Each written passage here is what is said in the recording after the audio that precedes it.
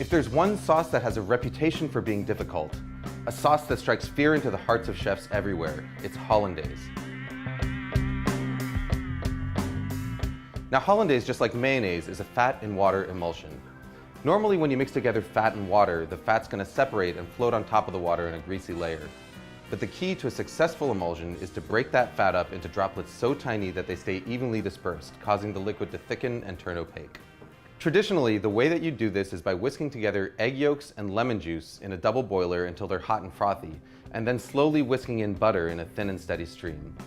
As you whisk, the butter breaks into minute droplets, while the egg yolk acts as an emulsifier, helping to keep those droplets evenly dispersed and thickening the sauce.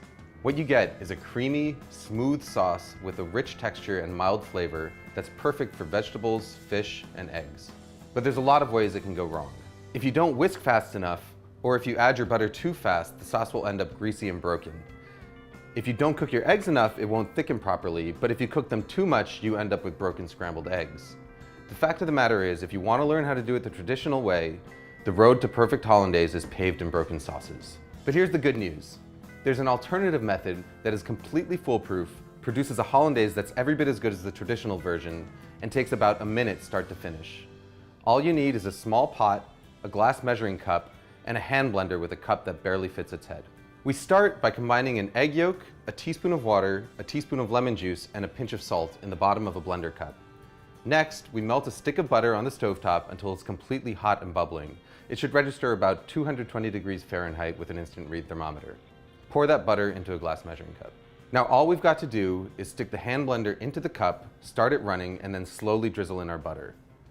As the hot butter hits the eggs, they start to cook. By the time you've added all of your butter, about 30 seconds later, the eggs are fully cooked and you've got a smooth, creamy, hot Hollandaise sauce that is completely indistinguishable from one made using the traditional whisking method. Hollandaise is at its best right when you make it, but if you want to store it, your best bet is to keep it in a small, lidded pot in a warm spot somewhere near your stove. Just make sure that you use it within a couple of hours. Food Lab signing out.